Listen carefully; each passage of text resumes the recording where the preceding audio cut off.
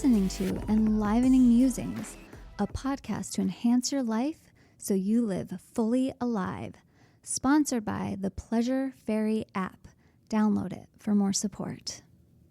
Welcome to Enlivening Musings. I'm Crystal. And I'm Katie. And today we're going to talk about things that benefit women in our turn on and ability to open to our partner, to be able to be intimate. Nice. That's not wordy. But hey. It's a good title. It's like kind of what it's like to be a woman opening up. It takes a lot of stuff sometimes. Yeah. So, we are actually just coming off of a little bit of a high from one of the Pleasure Fairy Coven calls. And this was a topic that came up on that call. And so Katie was like, hey, this is important. Let's talk about this. Yes. So yeah. Here we are. So, one thing that I think is really important is how much we don't know about our own bodies and our own physiology and the way we operate. And that can be even energetically or mentally, emotionally, and these things, and how as we start to learn them, it could sometimes be a gentle aha, or other times it's like, what? Oh my gosh, that's life-changing. And I feel like this can be one of those things that feels a little bit more life-changing. Mm-hmm. So something that is really unique between the sexes is the fact that a female body in general wants to have attention and touch and focus and pleasure sensations on the outside, working the outside in, meaning that other areas are given attention and love before a lover would focus on their genitals. And it gives that time for their body to soften, get into the moment, start feeling and receiving, and being able to get ready to open and relax into everything. Where a man's body is traditionally built where you can go straight for the genitals, and that's what's going to activate everything, turn them on, and then you can move that pleasure outwards. So you're able to move the pleasure into other areas of their body, which is fun if you have a partner who is ready and wanting to experience having more whole body orgasms, because I feel like we often hear more about women having those types of experiences, and part of that is tied in with men and the fact that so often in our culture, their orgasm is associated with ejaculation, which it doesn't have to be, but that might be another episode entirely. So this is kind of just one of the big aha things that happened on our call today. That is one of those pieces of like, the more you know. Yeah. So tell us how it landed in your body, Katie, because I feel like that. Yeah, I thought it was just so interesting, because I think there's a lot of people like me that I'm just like, I don't even really know what I want always, because it's just, that's kind of just been the path for me, is just like for a lot of different reasons. So it was just really interesting. I don't even know if I have words for it, because I was just like, what? Like, that's a thing. And then, and it made me just realize, we just do what we know in life. And then that, obviously can tie over into the bedroom. But for men, like, that's how they know what they respond to. So that's what they would do. Like, they might not realize what women want if they've never been taught or no one's told them, depending on their whole experience. So, I mean, what comes to mind for me too is like, it just having that more of like a warm up that way. Like, I think a lot of people think foreplay is still like the genital stuff, and like, Right. It, to me, that other stuff like creates one, I'll say so I don't forget, like, it's just a sense of safety, which I think is so, so important for anyone, but especially like as I don't know anything other than being a woman, but for me, like that sense of safety. Um, and then just like creating like that container almost because there's so many things going on in the day. And like one thing I've learned more recently is just different ways to like classify how you are. Like you might have like a high turn on, or it might take a lot for you to turn on, and it might take a lot for you to get turned off, or it might just take a little bit for you to get turned off. So like these different subcategories. And so knowing that like, especially as like I don't know anyone who's not like busy in this world with Right. life and different things. So to like have that transition to go from as a woman, for me to go from like the go masculine energy into like that softness and receiving and like all the different layers, like it just starts to create that container in a way for you to just like like let down your guard and then decide more if that is where you want it to go, because that was like something that we discussed too, like, or do you just want to be held, or do you just want your back rubbed or your foot rubbed or something like that. It just creates so much more space for like connection. I mean, it's just I'm just seeing it go in like all these endless ways. So Yeah. it just seems huge to me to create communication, like emotional intimacy. My husband just discovered that term and he was like, oh my God, I didn't know that was a thing. And I don't think I've been very good at it. So That's he was like, awesome. thanks to social media, it was so funny when he had that realization. And I think he's still trying to figure out really what emotional intimacy means. And I'm like, yeah, that's like the number one reason women are like unhappy in their relationship is the emotional intimacy part. So he's like, I got to work on that. So it was really Yeah. cute. Yeah, that's huge. And I love like multiple things that you said. So I love that concept of, we tend to be self oriented in the sense of living from that place. So, in saying, if a man's never been taught how to be a lover of a Hmm. woman and they know, well, this is what I do, this is what I like, it's so easy to just think that's how women would work too. Hmm. Like, why would you think anything else? Aside from hearing people talk about foreplay, So there's that. And I really like that. And then also in that realm of, how unique we all are in our turn on and what that's like. And then the generalization of how women are often considered to be more like water. So it's like we can take a long time to like get warmed up and get to that boil.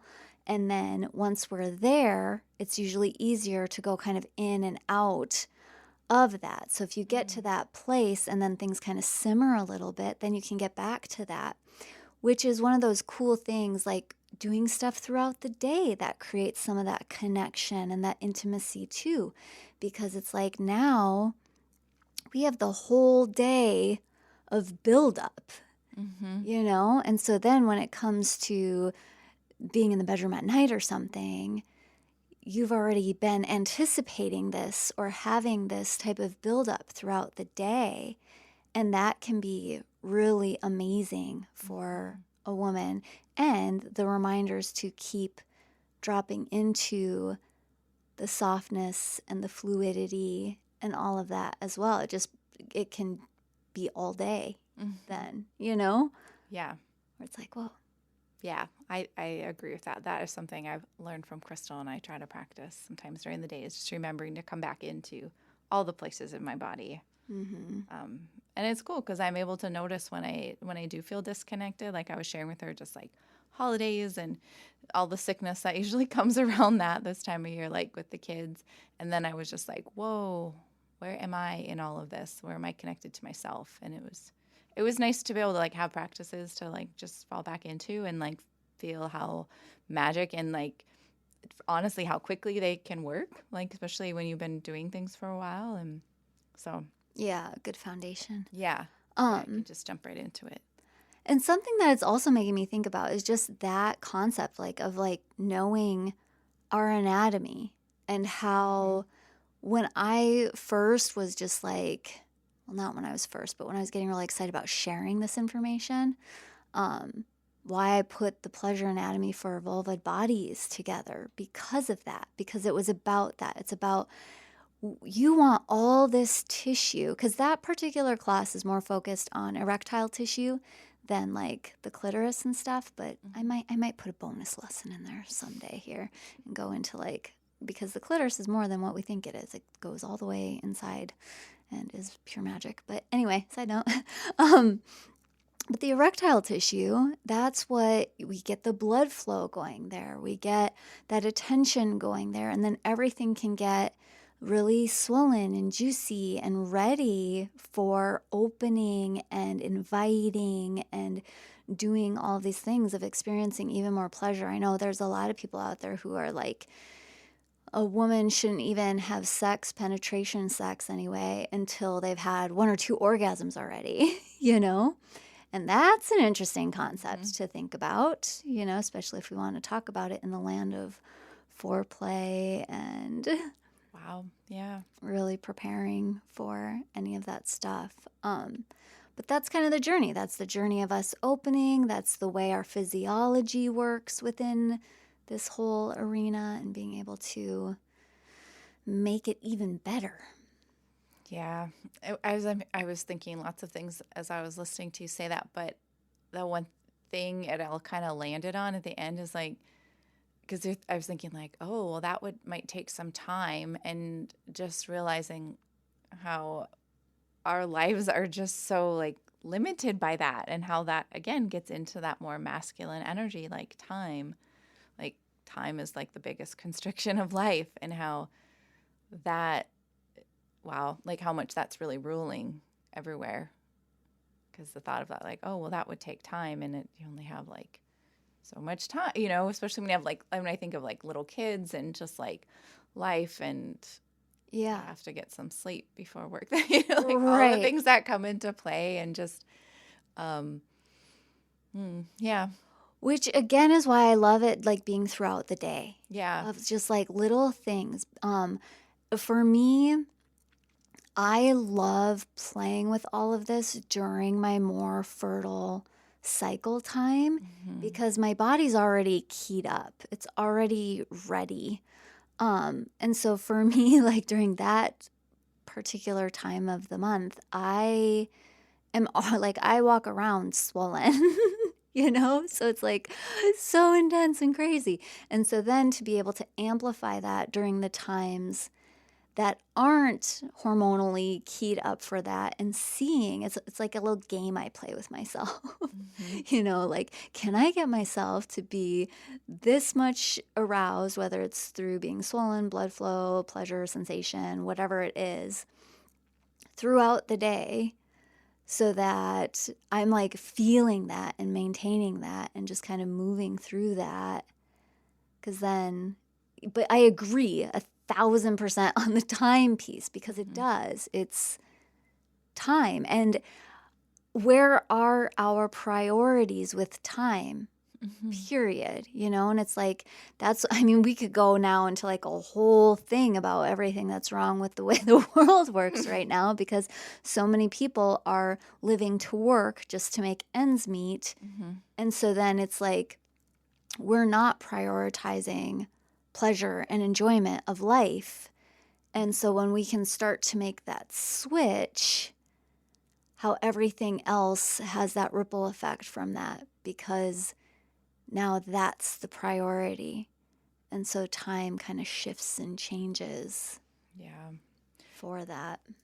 Yeah. I mean, it just makes me think too. Yeah. Because so many of us are just in fight or flight constantly. Yeah. And so when you're in that, like, how do you can't find pleasure when you're in that. No.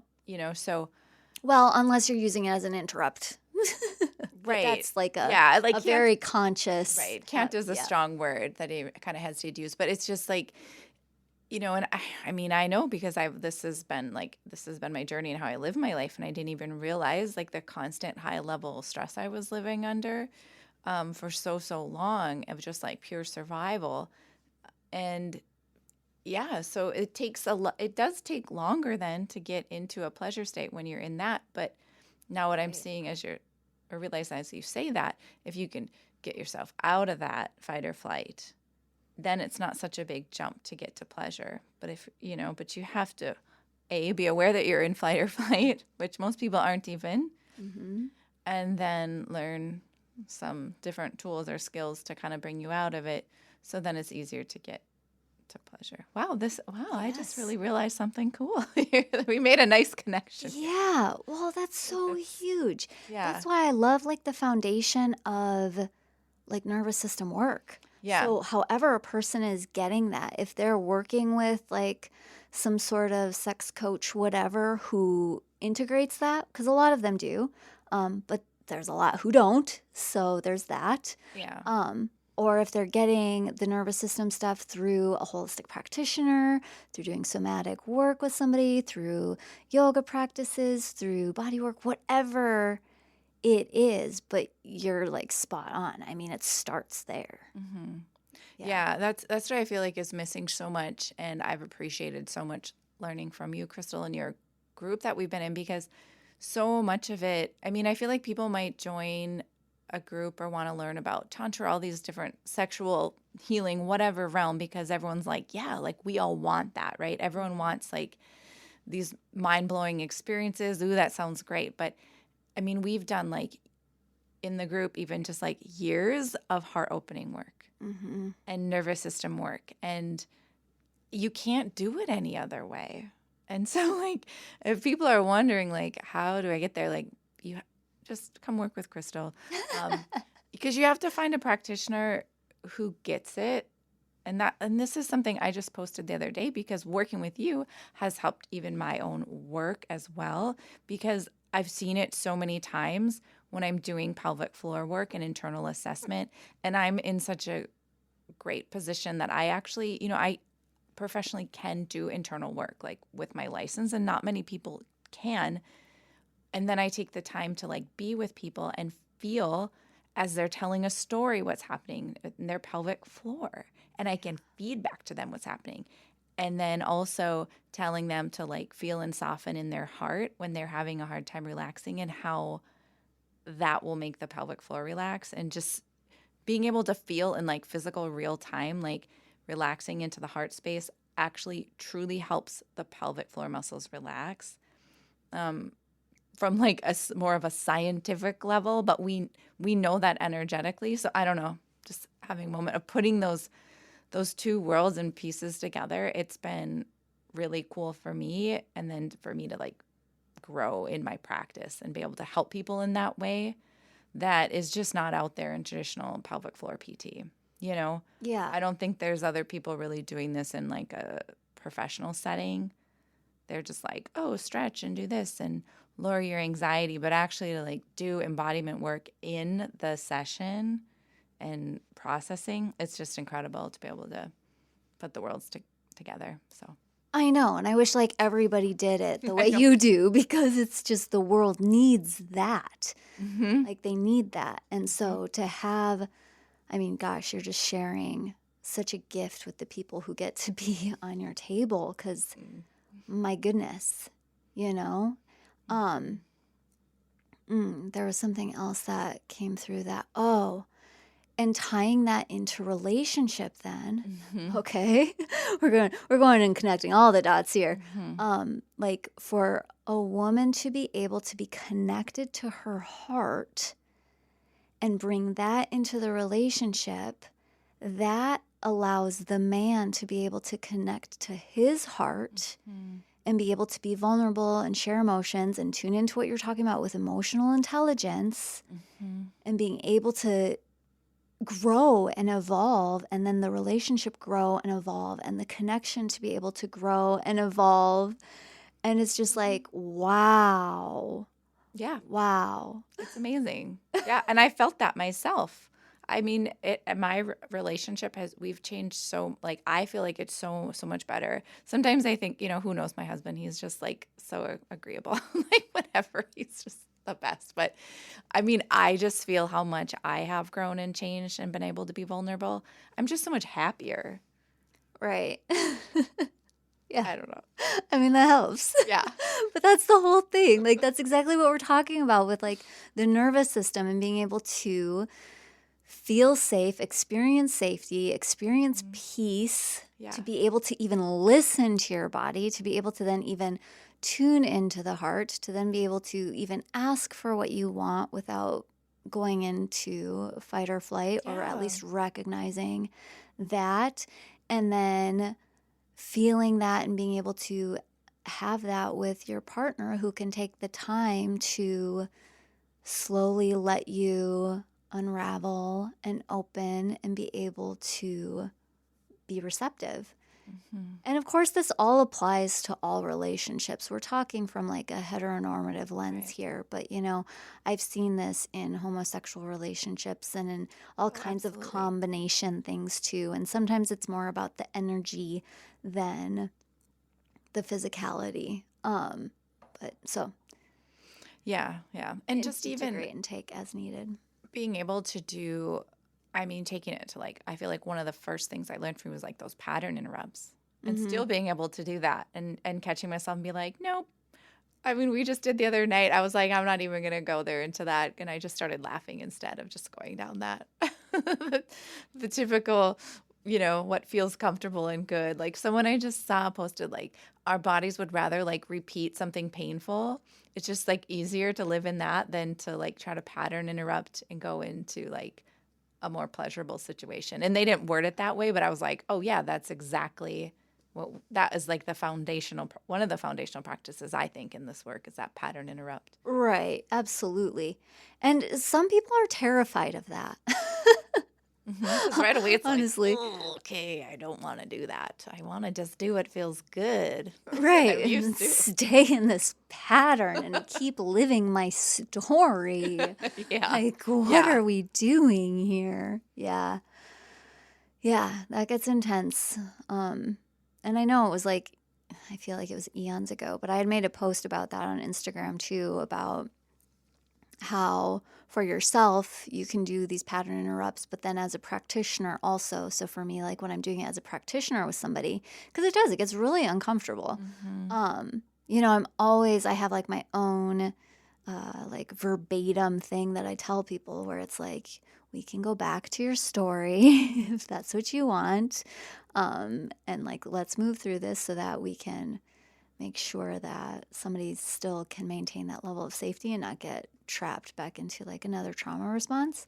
And through practicing that with other people, I've realized I have to say some of that stuff multiple times because there are people who still, you can't even hear it the first time because you're a bit distraught that the Mm-hmm. pattern's being interrupted and a new pathway is being created. So Wow. it's fun to do more on your own. As a practitioner, practitioners have to like make sure that, you can go back to your story whenever you want. Yeah. Yeah, I could see how that takes a lot of just your own work as a practitioner to be able to hold that barrier almost in a way for people and for you to like have just that energetic feeling you put out as you're holding that for them in a way and letting them kind of go through. Yeah, that's interesting. I'm kind of feeling that, what that might take.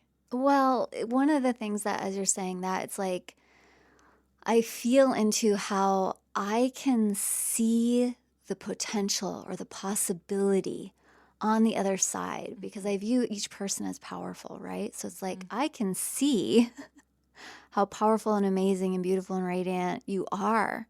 So I can see you get to the other side, but I can't make you get there. Mm-hmm. Mm-hmm. So it's just, yeah, it's, Yeah, it's a energetic you're just waiting at that barrier, way. just Yeah, kinda holding your hand out in a way. yeah. All right. Well, we have touched upon it all. Yes. So go ahead and tell your lover that you need some extra time tonight Yeah. and create that safety and let it just take longer. People do this in self-play too, where they're like, I don't really want to take the time. I'm just Mhm. going to go for the thing. And then, Mhm. so, Mhm. if you're not with anybody and or you just want to play on your own with creating more of that for yourself and taking that time for yourself, it's just going to increase your capacity to ask for that from another person too. So, bonus. Yeah. All right. We love you. We are so grateful you're here. If this has touched you in any way, of course, you can share it and tell those you care about all the things we share. Mhm. And if you have any requests or anything, you can go on Instagram at Enlivening Musings and make your requests or send us your takeaways. And we look forward to seeing you next time. Bye. Thanks for tuning in. If you'd like more support, hop on the Pleasure Fairy app or find Katie at wellnesswithkatie.com. You can also find us on Instagram at Enlivening Musings if you want to share some takeaways or other requests for future shows. Enjoy!